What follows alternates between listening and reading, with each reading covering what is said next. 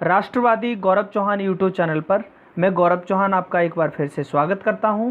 हृदय ब्लॉकेज की समस्या आपको जब भी आएगी भविष्य में, तो डॉक्टर आपको एक ही बात बोलेगा कि आप इसकी एंजियोप्लास्टी करा लीजिए, और आप करा भी लेते हैं। लेकिन वो समाधान नहीं है उस बात का। आपको दोबारा फिर वही समस्या आने वाली है, डॉक्टर आपको वापस एंजियोप्लास्टी कर देगा। लेकिन आप एंजियोप्लास्टी कब तक कराते रहेंगे? बाद में वो आपसे कहेगा कि आप बाईपास सर्जरी करा लीजिए, क्योंकि एंजियोप्लास्टी की भी एक सीमा होती है। आप उसको 2 बार करा सकते हैं, 3 बार करा सकते हैं, उसके बाद फिर वो संभव नहीं है, प्रैक्टिकली संभव नहीं है, वो नहीं होगी। तो वो आपको बाईपास सर्जरी करेगा बाद में जाकर, और आर्टरी पे आर्टरी लगाता रहेगा, आर्टरी पे आर्टरी आपको लगाता रहेगा। बाद में जाकर आप मृत्यु को ही प्राप्त होते हैं। तो फिर क्यों करानी? पहले हमें इस सिलसिले को समझ लेना चाहिए, होती क्यों है हमें ब्लॉकेज की समस्या। हृदय में ब्लॉकेज की समस्या क्यों होती है, ये मैं आपको आज बता देता हूँ। देखो, ब्लड में कोलेस्ट्रॉल जब भी बढ़ेगा, ब्लड में कोलेस्ट्रॉल बढ़ने का मतलब है कि बहुत सारी बीमारियाँ आपको आने ही वाली हैं। उसमें एक बड़ी समस्या ये भी है। तो जो LDL होता है, जब ब्लड में हमारा कोलेस्ट्रॉल बढ़ गया, तो जो LDL है, लो डेंसिटी लिपोप्रोटीन, ये भी बढ़ेगा। अब ये बढ़ता क्यों है, मैंने आपको एक इसमें चैप्टर दिया था विस्तार में, उसमें नहीं बताया है। मैंने इतना बताया कि आप जो रिफाइंड है, जो डालडा है, वो मत खाइए। और मैंने आपको इतने इशारे में बताया था कि उससे हृदय की बीमारियां होती हैं। जो मैंने 4 जहर के बारे में बताया है, जो मेरी 7वें वीडियो है, 7वां जो भाग है, उसमें मैंने आपको बताया है ये वाली बात। तो मेरा आपसे एक ही आग्रह है कि आप डालडा ना खाएं, आप मिलावट वाला तेल ना खाएं, आप डबल रिफाइंड ना खाएं, आप रिफाइंड ऑयल ना खाएं, आप केमिकल वाले तेल ना खाएं। इससे क्या होगा कि LDL भी आपका बढ़ेगा, और इसका एक भाई और है BLDL, very low density lipoprotein.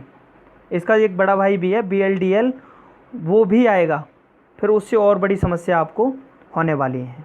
मैंने आपको एक बात बड़ी कॉमन बताई है कि आपका जो वात पित्त कफ है, इन तीनों को आप संतुलित रखिए, तो आप जीवन भर निरोगी रह पाएंगे। क्योंकि आप अगर इनको संतुलित नहीं रख पाए तो कोई ना कोई बीमारी आपको होती ही रहेगी। तो मैं आपको एक ज़रूरी बात बता दूं कि हमारा जो पूरा शरीर है वो पेट से चलता है, क्योंकि पेट नहीं होगा तो शरीर चल नहीं सकता। और पेट जो है वो भोजन से चलेगा। उसके बाद ही आपको पचने के बाद क्या बनता है? रस, रक्त, मांस, मेद, अस्थि, मज्जा, वीर्य, मल और मूत्र, ये 7 चीज़ें आपकी बनती हैं। और खाना यदि सड़ेगा तो यूरिक एसिड बनेगा, और ये तो बहुत ख़तरनाक है, जिसके बारे में मैं पहले भी आपसे चर्चा भी कर चुका हूँ। और LDL BLDL, इनकी वजह से फिर बहुत बड़ी समस्या खड़ी हो जाती है, जो 103 प्रकार की बीमारी अपने साथ लेकर आ जाते हैं। आपका कोलेस्ट्रॉल बढ़ना ही इस बात का संकेत है कि आपका खाना पच नहीं रहा पेट में। तो खाना पचाने के लिए आप उतना ही खाइए जितना आप पचा सकते हैं। और देखो, इसके लिए सबसे अच्छा नियम जो मैंने आपको बताया, खासकर मधुमेह वाले जो रोगी हैं वो इस बात को खास तौर पर सुनेंगे कि खाना खाने के 1.5 घंटे बाद ही रस बनेगा, और रस बनने के बाद ही पानी की आवश्यकता होगी। पहले तो कोई आवश्यकता है ही नहीं, 1.5 घंटे बाद ही रस बनेगा। उत्तरी भारत की बात कर रहा हूँ मैं, तो यहाँ 1.5 घंटे बाद ही रस बनेगा, तब आप पानी लीजिए। बीच में आप पानी लेते हैं, साथ में पानी लेते हैं, तो खाना पचेगा नहीं, सड़ेगा। जैसा मैंने आपको दूसरी वीडियो में बताया भी है विस्तार से कि ऐसा क्यों होता है। तो हमारे शरीर को HDL की आवश्यकता होती है हमेशा, हाई डेंसिटी लिपोप्रोटीन की। इसलिए आप क्या करिए, आप डालडा, रिफाइंड और जो केमिकल वाले जो तेल हैं वो ना खाकर आप शुद्ध गाय का घी खाइए। ये आपको बहुत फ़ायदा करने वाला है। और यदि कुछ लोगों को ये उपलब्ध नहीं हो पाता है, तो सरसों का तेल तो हर किसी को उपलब्ध हो जाता है, आप वो लीजिए। और मैं आपको एक बड़ी चीज़ बता दूं कि जो गाय का देसी घी है ना, इसमें 0% कोलेस्ट्रॉल होता है, यानी कोलेस्ट्रॉल होता ही नहीं है इसमें। और जो हार्ट के रोगी हैं, जो दिल के रोगी हैं, उनके लिए गाय का घी सर्वोत्तम। गाय का घी नहीं खा सकते तो शुद्ध तेल खाइए, सरसों का तेल आप लीजिए। और मैं आपको एक बात और बताऊं, जो तेल है ना, वो जितना गाढ़ा होगा उतना अच्छा, और दूध जितना पतला होगा उतना अच्छा आपके लिए। देखो, मैं ये वाली बात आपको कई बार बता चुका हूँ और आज भी एक बार फिर बता देता हूँ, विनम्र आग्रह करके बताता हूँ कि नमक बदल दो। नमक की जगह आप काला नमक, सेंधा नमक का प्रयोग करना प्रारंभ कर दें। और मैं दिल के रोगियों को बता दूं कि छिलके वाली दाल खाइए, और जो चीज़ जितनी मोटी खा सकते हैं, मोटा आटा खाएं आप, बिना छान के खाएं आटा, आपको बहुत फ़ायदा करने वाला है। बाजरे का आटा खाएं, मक्के का आटा खाएं, ठीक है। और हाँ, एक चीज़ मैं आपको और बता दूं कि जो बाजरे का आटा है और मक्के का आटा है, ये कभी आपको छानना नहीं है, क्योंकि आप छानेंगे नहीं ना, तभी आपके शरीर में फाइबर बनेगा, और यही फाइबर क्या करेगा, आपके रक्त को पतला करेगा। आयलकाइन चीज़ें जैसे खाएं, जैसे हो गया आंवला, हो गया मूली, हो गई गाजर, हो गया चौलाई, हो गई सरसों, हो गई एलोवेरा, हो गई, इन सब चीज़ों को आप खाइए। और एलोवेरा जो है वो 10 ग्राम से अधिक ना खाएं आप, और छिलका भी नहीं खाना उसका, इस बात का भी हमें विशेष ध्यान रखना। मधुमेह के रोगियों को भी मैं एक स्पष्ट बात बता दूं कि भगवान का बनाया हुआ जो भी मीठा है इस दुनिया में आप खूब खाएं, आपको कोई समस्या नहीं आएगी कभी भी। लेकिन जो इंसान ने बना दिया ना, उसको मत खाइए आप, वो जहर है आपके लिए। और एक बात मैं और बता दूं, जो ब्लॉकेज के रोगी हैं वो ये बात बोलते हैं कि फिर हम क्या करें, तो मैं उनको बताऊं कि यदि आपको 70% तक ब्लॉकेज की समस्या है तो आप चिंता करना छोड़ दीजिए, बिल्कुल चिंता मत करिए। और देखो, 99% क्या होता है, बाईपास ऑटोमेटिक हो जाता है, बस 1% नहीं होता, कभी कभी बहुत रेयर केस होते हैं। तो आपका स्वास्थ्य आपके हाथ में ही है और किसी के हाथ में नहीं है। डॉक्टर उसको सही नहीं करेगा, आप सही करेंगे। मैंने क्या बताया कि आप 90 से 95% तक बीमारी खुद से सही कर सकते हो अपने रसोई घर से, क्योंकि रसोई घर भंडार है, दवाइयों का भंडार कहा जाता है उसको, इस बात को आप समझ लीजिए। बाकी देखो, इनके अलावा भी कुछ 2-4 चीज़ें आपको बता देता हूँ। हार्ट अटैक और ब्लॉकेज वाले जो भी रोगी हैं, उनको छोटी मेथी दाना नियमित रूप से लेना है, 3-4 महीने ले लीजिए आप। और बिना छिलका उतारे आप लौकी का रस ले लीजिए, 7 पुदीना की पत्ती, 7 तुलसी, 7 हरे धनिया की पत्ती डालकर सुबह आप खाली पेट ले लें, ठीक है। और भोजन के बाद शाम को ले लें आप, तो आपको बड़ा फ़ायदा होगा इससे। वैसे तो मैं होम्योपैथी की दवा आपको बता सकता हूँ, लेकिन इसकी रिकमेंडेशन नहीं है, मैं उसकी पुष्टि नहीं करता कि आपके लिए कितनी फ़ायदेमंद है, क्योंकि मैं सिर्फ यहाँ पर आयुर्वेदिक के बारे में ही बात कर रहा हूँ। वैसे होम्योपैथी की एकोनाइट 200 लिक्विड फॉर्म में आती है, 5 ml लें आप। तेज़ दर्द उठता है, 2 बूंद जीभ पर डाल लीजिए, और रिलीफ होने के बाद 6-8 मिनट बाद आप दूसरी जीभ पर 2 बूंद और ले लीजिए। 7-8 मिनट बाद 2 बूंद फिर आप जीभ पर ले लीजिए। ऐसे ही आप नियमित रूप से इसको करते रहिए, तो उसमें आपको एक बड़ा फ़ायदा मिलेगा। लेकिन मैं इसके लिए इस बात की पुष्टि नहीं करता, मैं सिर्फ आयुर्वेदिक की ही बात कर रहा हूँ। मैं कोई डॉक्टर नहीं हूँ, मैं इंजीनियर हूँ। मैं जिन चीज़ों का अनुसरण जीवन भर करता रहा हूँ, अभी मैं 10 साल से 12 साल से कर रहा हूँ, वो चीज़ें मैं आपको बता रहा हूँ, क्योंकि वो बड़ी बड़ी फ़ायदेमंद हैं। आयुर्वेदिक से बड़ा फ़ायदा कोई चीज़ दे नहीं सकती दुनिया की, ये बात आप ध्यान रखिए। वैसे तो मधुमेह और हार्ट अटैक वाले जो भी व्यक्ति हैं, उन सब के लिए एक ही उपचार है, ब्लॉकेज वालों के लिए भी एक ही उपचार है। लेकिन फिर भी मैं आपको कुछ अलग से चीज़ें बता दूंगा मधुमेह के रोगियों के बारे में।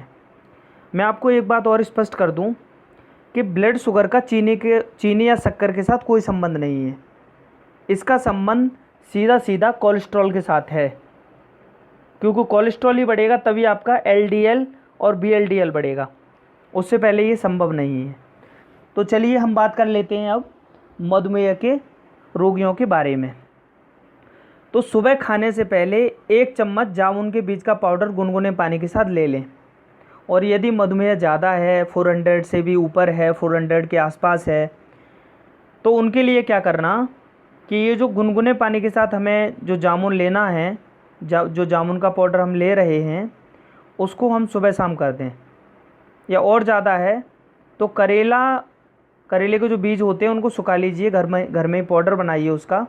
जामुन के बीज सुखा लीजिए, उनका पाउडर बना लीजिए। नीम के जो निमोली होती हैं उनके बीजों को सुखाकर पाउडर बना लीजिए, और तीनों को मिलाकर 1-1 चम्मच गुनगुने पानी के साथ आप ले लें। बहुत अच्छे परिणाम आएंगे, बहुत अच्छे वाले, जिसकी आप उम्मीद नहीं करेंगे। तो आप ऐसा आज ही करिए। मधुमेह रोगी वालों को तो मैं ऐसा आग्रह करता हूँ कि आप ये वाला काम कर लीजिए। और ये वाली चीज़ अगर गांव में तो वैसे उपलब्ध हो जाती हैं सारी चीज़ें, यदि शहरों में ये उपलब्ध नहीं है आसानी से, तो आप पंसारी की दुकान से इसको ले सकते हैं। जो मनुष्य की बनाई हुई जो चीज़ें हैं उनमें ग्लूकोज होगा हमेशा, और भगवान की बनाई हुई, प्रकृति की बनाई हुई जो चीज़ें हैं उनमें फ्रक्टोज होता है। इसलिए भगवान की बनाई हुई जो चीज़ हैं आप खूब खाइए, आपको कोई बीमारी नहीं होगी। जैसे शहद है हमारे पास, शुद्ध शहद आप खाइए, आप गुड़ खाइए, आपको कभी समस्या नहीं आएगी। अब मैं आपको बता दूं कि जो डायबिटीज़ के पेशेंट हैं, ब्लड शुगर मधुमेह के जो रोगी हैं, उनको सुबह 8-9 के बीच में नाश्ता छोड़ना पड़ेगा। उन्हें सीधे लंच करना है, सीधे उनको भोजन लेना है। शाम को 4-5 बजे रात का भोजन ले लीजिए आप। बीच में भूख यदि आपको लगती है तो आप मूंगफली, चना, तिल, फल खा सकते हैं। उस समय आपको खाना नहीं खाना है। मैं आपको एक बार पुनः दोहरा देता हूँ, डायबिटीज़ को जो पेशेंट हैं, जो मधुमेह के जो रोगी हैं, जिनको बहुत ज़्यादा मधुमेह होता है, बहुत ज़्यादा उनकी शुगर बढ़ जाती है, उन लोगों को सुबह ही खाना खा लेना है, सुबह ही उनको लंच कर लेना है 8 से 9 बजे के बीच।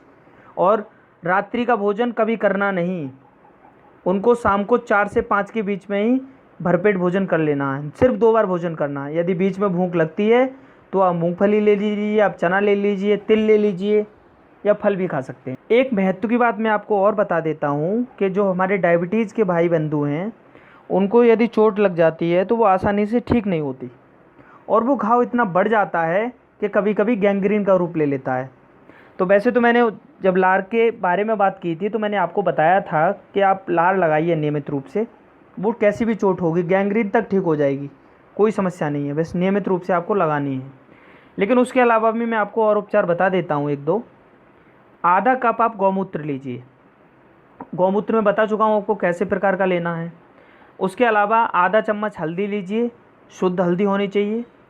और जो गेंदे का फूल लेना है वो चटनी बनाकर ले लीजिए आप, आधा कप।